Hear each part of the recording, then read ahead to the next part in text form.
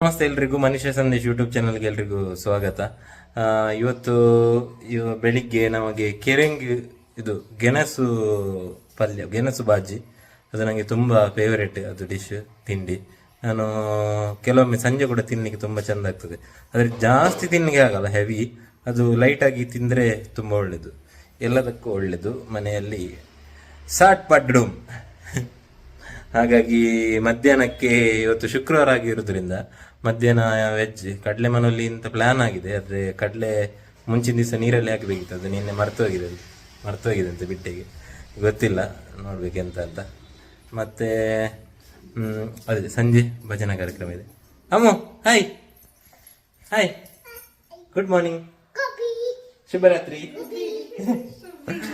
ಶುಭರಾತ್ರಿ ಅಂತ ಶುಭಿ ಅಂತ ಹೇಳಿ, ಅದು ನಮ್ಮ ಮುಂದ್ಗಡೆ ಒಬ್ಬರು ಪಾಪು ಇದ್ದಾರೆ, ದಿತ್ಯ ಅಂತ ಹೇಳಿ, ಅವರು ಶುಭರಾತ್ರಿ ಅಂತ ಹೇಳ್ತಾರೆ. ಅದನ್ನ ಇವಳು ಶುಭಿ ಅಂತ ಹೇಳುದು. ಇದು ನೋಡಿ ನನ್ನ ಶುಭಿ. ಇವಳಿಗೆ ನಿನ್ನೆ ಫುಲ್ ಕಡಿಮೆ ಆಗಿ ಫುಲ್ ನಾರ್ಮಲ್ ಆಗಿದ್ದು, ಫುಲ್ ಸೆಟ್ ಆಗಿ. ನಿನ್ನೆ ಹೇಳಿದ್ದು ಇವತ್ತು ಫುಲ್ ಸೆಟ್ ಅಂತ. ನಿನ್ನೆ ಜಿಮ್ಗೆ ಹೋಗಿ ಎಕ್ಸರ್ಸೈಸ್ ಎಲ್ಲ ಮಾಡಿ ಈಗ ಪುನಃ ಇವತ್ತು ಫುಲ್ ವೆದರ್ ಅಷ್ಟು ಇದ್ದಿದ್ರಿಂದ, ಬೆಳಿಗ್ಗೆ ಚಳಿ ಮತ್ತೆ ಬಿಸಿಲಿದ್ದರಿಂದ ಸ್ವಲ್ಪ ಹೊರಗಡೆಯಲ್ಲಿ ಬಟ್ಟೆ ಒಣಗಿ ಹಾಕ್ಲಿಕ್ಕೆ ಅಂತ ಹೋಗಿದ್ಲಂತೆ. ಆಗ ಸ್ವಲ್ಪ ಥಂಡಿ ಗಾಳಿದಾಗಿ ಕೆಮ್ಮು ಸ್ಟಾರ್ಟ್ ಆಗಿ ಈಗ ಪುನಃ ಸ್ವಲ್ಪ ವೀಕ್ನೆಸ್ ಆಗ್ತಾ ಇದೆ ಅಂತೆ. ಅದೊಂದು 2-3 ದಿವಸ ಇರ್ತದೆ ಅದ್ರದ್ದು ಹವಾ, ಮತ್ತೆ ಕಡಿಮೆ ಆಗ್ತದೆ. ಮದ್ದೆಲ್ಲ ಇದೆ, ಒಂದು ಒಳ್ಳೆ ಆಯುರ್ವೇದಿಕ್ ಡಾಕ್ಟರ್ ಇಲ್ಲಿ ಸಿಕ್ಕಿದ್ದಾರೆ, ಅವರು ಕೂಡ ಒಳ್ಳೆ ಇದ್ದಾರೆ. ಕಷಾಯ ಚೂರ್ಣ ಎಲ್ಲ ಇದೆ, ಅದರಿಂದ ಕಡಿಮೆ ಆಗ್ತದೆ. ಈಗ ಸ್ವಲ್ಪ ಹೊತ್ತಲ್ಲಿ ನಾನು ಮೊನ್ನೆ 1 ವಾರದಿಂದ ಎಣ್ಣೆ ಹಾಕ್ಲಿಲ್ಲ, ಶೀತ ಅಂತ ಫುಲ್ಲು ಡ್ಯಾಂಡ್ರಫ್ ಆಗಿದೆ ನೋಡಿ ನನಗೆ. ಅಂದ್ರೆ ಎಣ್ಣೆ ಹಾಕದೆ ತಲೆ ಸ್ನಾನ ಮಾಡಿದ್ರೆ ಫುಲ್ಲು ಡ್ಯಾಂಡ್ರಫ್ ಆಗ್ತದೆ. ಹಾಗೆ ಇವತ್ತು ಇವಾಗ ಫುಲ್ ಆಯಿಲ್ ಹಚ್ಚಿ ಇವಾಗ ಪಾಪುವಿಗೆ ಕೂಡ ಎಣ್ಣೆ ಕೂದಲು ಸ್ವಲ್ಪ ಜಾಸ್ತಿ ಬಂದಿದೆ, ನಂಗೆ ಕಟ್ ಮಾಡಬೇಕು. ಇಲ್ಲಿ ಕಂಕನಾಡಿ ಮಾರ್ಕೆಟ್ ಹತ್ರ, ಹೂ ಮಾರ್ಕೆಟ್ ಹತ್ರ, ಇಲ್ಲಿ ಕೆಳಗಡೆ ಕಾಂಚನ ಹೋಂಡಾ ಅವ್ರದ್ದು ಸರ್ವಿಸ್ ಸೆಂಟರ್ ಇದೆ. ಸರ್ವಿಸ್ ಸೆಂಟರ್ ಇಲ್ಲಿ ನಂಬರ್ ಪ್ಲೇಟ್ ಹಾಕಿ ಅಂತ ತಗೊಂಡು ಬಂದಿದ್ದೇನೆ.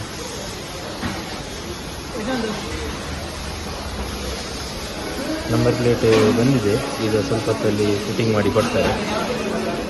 ಹಾಗೆ ಇದನ್ನು ಮುಗಿಸಿ ನಂತರ ಸ್ಟಿಕ್ಕರ್ ಕಟ್ಟಿಂಗ್ ಒಂದು ಮಾಡಿ, ಇದನ್ನು ಸ್ಟಿಕ್ಕರ್ ಕಟ್ಟಿಂಗ್ ಮಾಡಿದ್ದು, ಅದು ಮಾಡಿ ನಂತರ ಮನೆಗೆ ಹೋಗಬೇಕು. ಮತ್ತು ಸ್ವಲ್ಪ ಬೇರೆ ಕೆಲಸ ಇದೆ.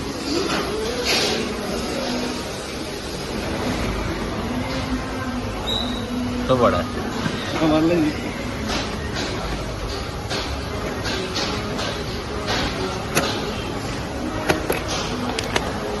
1542.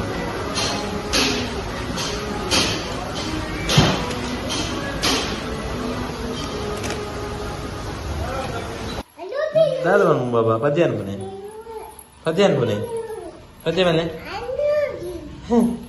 ಇದು ನೋಡಿ, ಇದು ನಂದೊಂದು ಸ್ಪೀಕರ್ ಇತ್ತು, ಬ್ಲೂಟೂತ್ ಸ್ಪೀಕರ್, ಅದರಲ್ಲಿ ಸಿಕ್ಕಿದ ಮೈಕ್. ಅದು ಸ್ಪೀಕರ್ ಹಾಳಾಗಿದೆ.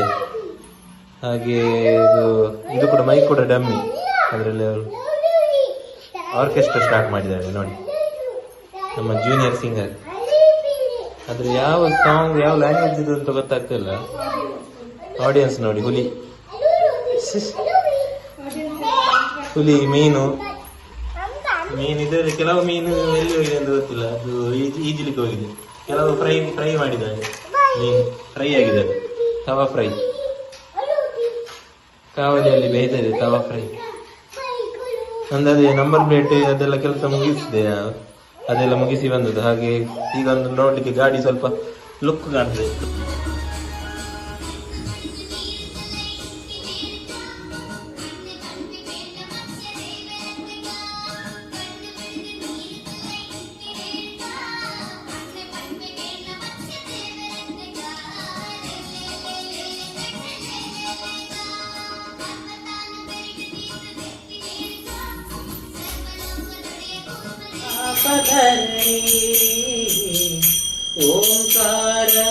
ओंकारनादरूपी संसार तापतरणी जय हे देवी शुभदा माता जय हे देवी शुभदा माता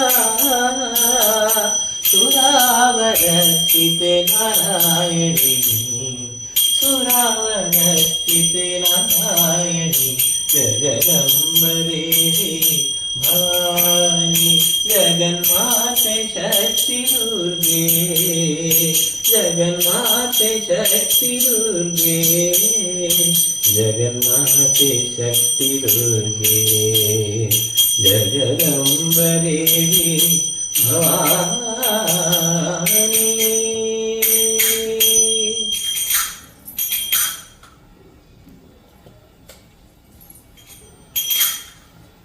ಸ್ವಾಮಿ ನಿನ್ನ ಪಾದವೇ ಕೈಲಾಸವು ನೀನು ನಿಂತ ತಾನವೇ ವೈಕುಂಠವು ಸ್ವಾಮಿ ನಿನ್ನ ಪಾದವೇ ಕೈಲಾಸವು ನೀನು ನಿಂತ ತಾನವೇ ವೈಕುಂಠವು. ಗುಡ್ ಮಾರ್ನಿಂಗ್ ಎಲ್ರಿಗೂ. ಕಂಟಿನ್ಯೂಟಿ ವ್ಲಾಗ್ ವಿತ್ ಚಿಕನ್ ಉರ್ವಾಲ್ ಸ್ಪೆಷಲ್. ಬೆಳಿಗ್ಗೆದ್ದು ಮಿಸ್ ಆಯಿತು. ಬೆಳಿಗ್ಗೆ ಇದು ಪಲಾವ್ ಇತ್ತು ಇವತ್ತು, ತುಂಬ ಟೈಮ್ ನಂತರ ಪಲಾವು. ಈಗ ಚಿಕನ್ ಉರ್ವಾಲ್ ಇದು ಕೂಡ ಲಾಸ್ಟ್ ಟೈಮ್ ಒಮ್ಮೆ ಮಾಡಿದ್ವಿ, ಆದರೆ ತುಂಬ ಗ್ಯಾಪ್ ಆಯಿತು ಇದು ಮಾಡಿದ್ವಿ. ಅಂದರೆ ಸುಕ್ಕನೇ ಜಾಸ್ತಿ ಮಾಡೋದಲ್ಲ, ಹಾಗೆ ಗೋಡಂಬಿ ಎಲ್ಲ ಹಾಕಿ ತುಂಬ ಚೆಂದ ಆಗ್ತದೆ ಅದು. ಈಗ ಒಂದು ಶುಂಠಿ ಬೆಳ್ಳುಳ್ಳಿ ಪೇಸ್ಟ್ ಎಲ್ಲ ಹಾಕಿ ಫುಲ್ ಮ್ಯಾರಿನೇಟ್ ಮಾಡಿದ್ಲು. ಒಂದು ಲಿಂಬೆ ಹುಳಿ ರುಚಿಗೆ ತಕ್ಕಷ್ಟು ಅರ್ಧ, ಮತ್ತು ಒಂದು 4 ಬೇಸೊಪ್ಪು. ನಾನು ಹೇಳಿದ್ದನ್ನು ಇದು ಮಾಡಬೇಡಿ, ನಾನು ಸುಮ್ಮನೆ ಯಾವುದೆಲ್ಲ ನೋಡಿದೆ ಅದನ್ನು ಹೇಳ್ತಾ ಹೋಗೋದು. ಅದು ಅವರಿಗೆ ಗೊತ್ತಿರ್ತದೆ, ವೀಕ್ಷಕರಿಗೆ. ಅದೇ ರೆಸಿಪಿ ಮತ್ತು ನಾನು ಹೇಳಿದ್ದನ್ನು ಮಾಡಿ ಮತ್ತೆ ಸುಮ್ಮನೆ ಹಾಳಾದರೆ ಕಷ್ಟ. ಹಾಗಾಗಿ ಬೇಸಿಗೆ ಕಾಲ ಸಿಕ್ಕಾಪಟ್ಟೆದು. ಬೇಸಿಗೆಗಾಲ ಓಕೆ ನನಗೆ ಫುಲ್ ಬೆವರಿದ್ರು ಪರವಾಗಿಲ್ಲ, ಚಳಿ ಇಷ್ಟ ಇಲ್ಲ. ಅದು ಕೆಲವರಿಗೆ ಹಾಗೇನೆ, ಚಳಿ ಅಂದರೆ ಜಾಸ್ತಿ ಇದಾಗ್ತದೆ. ಅಂದರೆ ಬೆಳಿಗ್ಗೆ ಅಂತೂ ಸಿಕ್ಕಾಪಟ್ಟೆ ಚಳಿ ಇತ್ತು ಇವತ್ತು. ಚಳಿ ಇದ್ರು ಪರವಾಗಿಲ್ಲ, ಅದು ಒಂಥರ ಹುಷಾರಿಲ್ಲ ಥರ ಫೀಲ್ ಎಲ್ಲ ಇರ್ತದೆ. ಅಂದರೆ ಚಳಿ ಬಿಸಿಲು ನೋಡಿ, ಈಗ ನೋಡಿ ಬಿಸಿಲು ಹೇಗಿದೆ, ಬಿಸಿಲು ಫುಲ್ ಬಿಸಿಲಿದೆ. ಅಂತೂ ಅದು ಒಂಥರ ಇನ್ನೆಂಟರ ಮನೆಗೆ ಬಂದಾಗೆ. ಹಾಂ, ಬರ್ತಾ ಇರ್ತದೆ ಹೋಗ್ತಾ ಇರ್ತದೆ. ಹೋಯ್ತು ಅಂತ ಅನಿಸುವಾಗ ರಪ್ಪ ಬರ್ತದೆ. ಹಾಂ, ಹೋಗ್ಲಿಕ್ಕೆ ಮನಸ್ಸಿಲ್ಲ, ನಾವು ದಾರಿ ಮಾಡಿಕೊಡ್ಬೇಕಷ್ಟೇ. ಹೋಗ್ಲಿಕ್ಕೆ ಮನಸ್ಸುಂಟು, ದಾರಿ ಮಾಡಿಕೊಡ್ಬೇಕಷ್ಟೇ. ಇದು ದಾರಿ ಮಾಡಿ ಅಲ್ಲ, ಎಂತ ಮಾಡಿ ಕೊಟ್ಟರು ಹೋಗ್ತಾ ಇಲ್ಲ. ಕಮ್ಮಿ ಫುಲ್ ಆದಾಗೆ ಒಮ್ಮೆ ಆಗ್ತದೆ, ಮತ್ತೆ ನೆಕ್ಸ್ಟ್ ಡೇ ಸ್ವಲ್ಪ ಹಾಗೆ ಮಂಗೆ ಮಾಡೋದು ಅದು. ಬಟ್ ಕಫೆ ಎಲ್ಲ ಆಲ್ಮೋಸ್ಟ್ ಕ್ಲಿಯರ್ ಆಗಿದೆ. ಅಂದ್ರೆ ಆಯುರ್ವೇದಿಕ್ ಎಲ್ಲ ಮಾಡ್ತಾ ಇದ್ದೀನಿ. ನೀನು ನನ್ನನ್ನು ಹೇಗೆ ಮಂಗೆ ಮಾಡಿದೆ ಹಾಗೆ ಅದು ಮಂಗೆ ಮಾಡೋದು. ಮಂಗೆ ಮಾಡಿದಲ್ಲ, ಅವ್ರು ನನ್ನ ಮಂಗೆ ಹೇಳಿತ್ತು. ಓ ಹೋ ಹೋ ಹೋ ಹೋ ಹೋ, ಇದು ಯಾರು? ನಾನು ಮಂಗೆ ಆಗಿ ನಾನೇ ಪ್ರಪೋಸ್ ಮಾಡಿದ್ದೆ ಅವರಿಗೆ. ಹಾಂ, ಇದು ಯಾರು? ಬ್ಯಾಗ್ ಇಟ್ಕೊಂಡು ಬಂದದ್ದು. ಅದೇ ಹಾಂ, ದೂರ ಮಗೆ ಬ್ಯಾಗ್ ಬತ್ತೊಂದು ಬೋಲೆ ತರಕಾರಿಗಳನ್ನೇ ಬೋಲೆ ತರಕಾರಿ ಬಚ್ಕೊಂಡು ತರಕಾರಿಗಳನ್ನೇ ಫಿಶ್ ಬಂತು. ಫಿಶ್ ಅಮ್ಮ ಮೂಲ್ತದೆ ಬಾಯ್ದೆ ಬಾಯ್ದು ಚಿಚ್ಚಿ ಗಲೀಜಿ ಅಂಜ ಬಂದ್ಬೇರ ಜೋಕುಲು ಪೊನ್ನು ಜೋಕುಲು ಅಂಜ ಬಂದ್ಬೇರ. ಹಾಂ, ಫೋನು ಹಾಗೆ ಮಂಗೆ ಮಾಡಿ ಪ್ರಪೋಸ್ ಮಾಡುವ ಹಾಗೆ ಮಾಡಿ 10 ವರ್ಷ ಆಯಿತು ಸತತವಾಗಿ ಮಂಗೆ ಆಗಿ. ಇನ್ನೊಂದು 10 ವರ್ಷದ ಒಂದು ಸೆಲೆಬ್ರೇಷನ್ ಇದೆ, 10 ವರ್ಷದ್ದು, ಮತ್ತು 25 ವರ್ಷದ ಸಿಲ್ವರ್ ಜುಬ್ಲಿ ಇದೆ. ಹಾಂ, ಅಂದರೆ ಮದುವೆಯಾಗಿ 7 ವರ್ಷ, ಮತ್ತು ಲವ್ ಇದೆಲ್ಲ ಸೇರಿ 10 ವರ್ಷ. ಗೊತ್ತಿಲ್ಲದೇನಿಲ್ಲ, ಕೆಲವೊಮ್ಮೆ ಸ್ವಲ್ಪ. 2019 ಮ್ಯಾರೇಜ್, ಲವ್ ಆದದ್ದು 16 ಹಬ್ಬ ಬಚ್ಚ.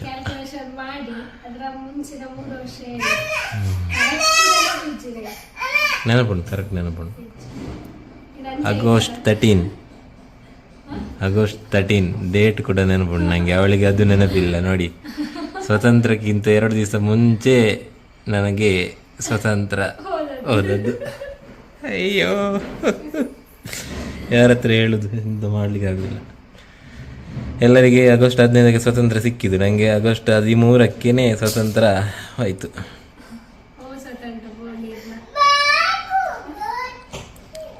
ಬ್ಯಾಚುಲರ್ ಸ್ವತಂತ್ರ. ಖುಷಿ ಪುನಃ ಸ್ವಾತಂತ್ರ್ಯ ಬರ್ತೀನಿ. ಹಾ ಕರೆಕ್ಟ್. ಅದೇ ಖುಷಿಯಲ್ಲಿದ್ದ ಸ್ವತಂತ್ರ ಬಂತು, ಮರಳಿ ಬಂತು.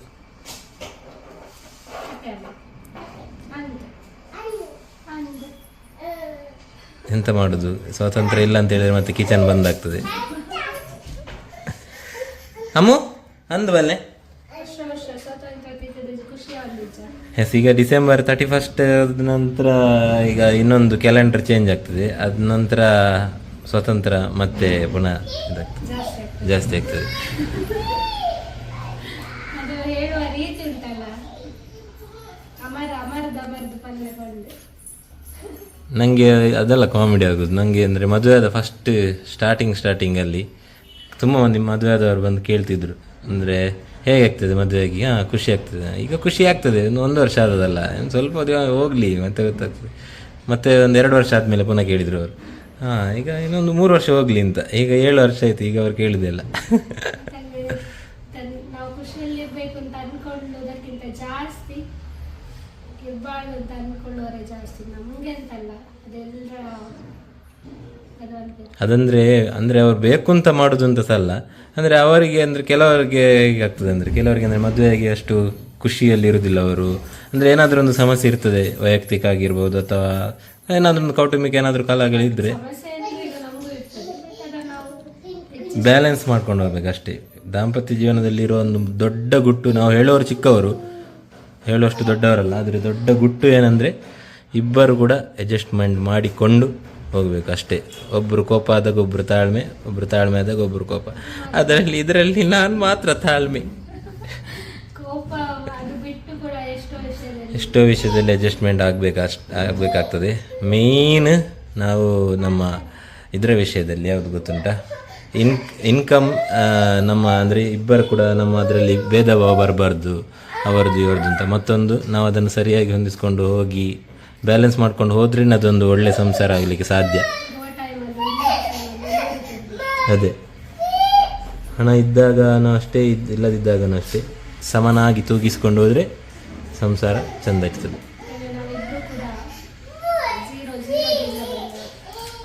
ಸತ್ಯ ಹೇಳ್ಬೇಕಂದ್ರೆ ಸ್ಟಾರ್ಟಿಂಗಲ್ಲಿ 10 ರೂಪಾಯಿ ಕೂಡ ಭಾರಿ ಕಷ್ಟ. ಪರ್ಸಲ್ಲಿ 10 ರೂಪಾಯಿ ಇದ್ದದ್ದು ನಾವು ಸ್ಟಾರ್ಟಿಂಗ್ ಇವಳು ಸಿಕ್ಕುವಾಗ. ಹಾಗೆ ಅವಳು 10 ರೂಪಾಯಿ ನೋಡಿ ನನಗೆ ಪ್ರಪೋಸ್ ಮಾಡಿದ್ಲು. ನಾನು ಎನಿಸಿದೆ ಎಂಥ ಅವಸ್ಥೆ ಅಂದರೆ, ಕೋಟಿ ಅಧಿಪತಿ ಮಾಡ್ತೇನೆ.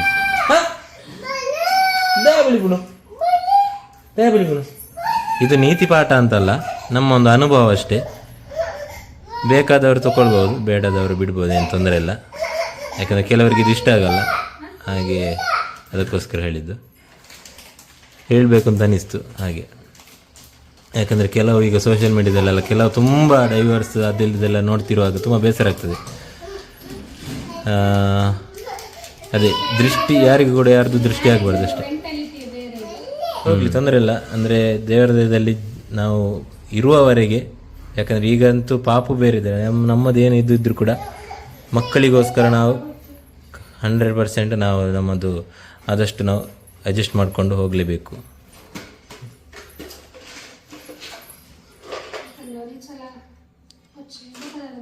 ಒಂದು ಸಲ ಸಂಬಂಧ ಮುರಿದು ಬಿದ್ದರೆ ತುಂಬ ಕಷ್ಟ ಅದನ್ನು ವಾಪಸ್ ಜೋಡಿಸಲಿಕ್ಕೆ. ಹಾಗಾಗಿ ಅದು ನಾವು ತಲೆಯಲ್ಲಿ ಮೇಯ್ನಾಗಿ ಇಟ್ಕೊಂಡು ಸಾಗುವುದು. ಹೌದು, ಎಲ್ಲವನ್ನು ಫೇಸ್ ಮಾಡಬೇಕು. ಖಾಲಿ ನಮ್ಮದನ್ನು ಮಾತ್ರ ಫೇಸ್ ಮಾಡೋದಲ್ಲ, ಸಮಾಜವನ್ನು ಕೂಡ ಫೇಸ್ ಮಾಡಬೇಕು. ಅಂದರೆ ಸಮಾಜ ಅಂದರೆ ಎಲ್ಲ ಫ್ಯಾಮಿಲಿದ್ದೆಲ್ಲ. ಅದೇ ಲವ್ ಮ್ಯಾರೇಜ್ ಅಂದರೆ ನಾವು ಒಂದು ಭರವಸೆ ಕೊಟ್ಟು ಮದುವೆ ಆಗಿರ್ತೇವೆ. ಹಾಗಾಗಿರುವಾಗ ಆ ಭರವಸೆ ಸುಳ್ಳಾದರೆ ತುಂಬ ದೊಡ್ಡ ಮಾತುಗಳನ್ನು ಕೇಳಿ ಅದೇ. ಹಾಗಾಗಿ ದೇವರ ದಯದಲ್ಲಿ ನಾವು ನಂಬುವ ದೇವರ ಆಶೀರ್ವಾದದಿಂದ ಇಷ್ಟರವರೆಗೆ ಏನು ತೊಂದರೆ ಆಗಲಿಲ್ಲ, ಇನ್ನೂ ಕೂಡ ತೊಂದರೆ ಆಗಬಾರ್ದು, ಯಾರ್ದು ಕೂಡ ದೃಷ್ಟಿ ಬೀಳಬಾರ್ದು ಈ ಒಂದು ಚಿಕ್ಕ ಕುಟುಂಬಕ್ಕೆ. ನಿಮ್ಮೆಲ್ಲರ ಆಶೀರ್ವಾದ ಇರಲಿ. ಹಿರಿಯ ದಂಪತಿಗಳು ತುಂಬ ಮಂದಿ ಇದ್ದಾರೆ ನಮ್ಮ ವೀಕ್ಷಕರಲ್ಲಿ, ಎಲ್ಲರ ಆಶೀರ್ವಾದ ಇರಲಿ. ಹೌದು, ಇದೊಂದು ತುಂಬ ದೊಡ್ಡ ನೀತಿ ಅಂತಲ್ಲ, ಜಸ್ಟ್ ಒಂದು ಎಕ್ಸ್ಪೀರಿಯನ್ಸ್ ಅಷ್ಟೇ. ಸತ್ಯ ಹೇಳಬೇಕಂದ್ರೆ ಖುಷಿಯಲ್ಲಿದ್ದೇವೆ, ಹೀಗೆ ಇರಲಿ ಅಂತ ನಿಮ್ಮದೊಂದು ಆಶೀರ್ವಾದ ಇರಲಿ.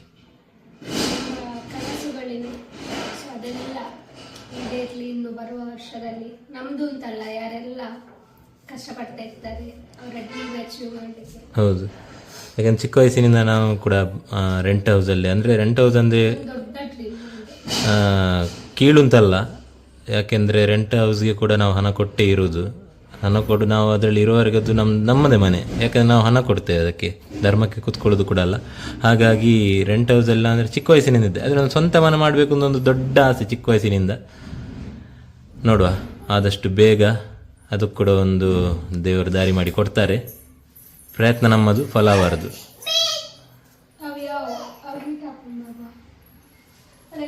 ಇನ್ನು ಮುಂದುವರಿದ ಭಾಗದಲ್ಲಿ ಸಿಗುವ ಪದಾರ್ಥ ಆಗಲಿ ಮತ್ತೆ ನಾವು ನಮ್ಮ ಸೆಷನನ್ನು ಕಂಟಿನ್ಯೂ ಮಾಡ್ತೇವೆ. ಬಾಯ್ ಬಾಯ್.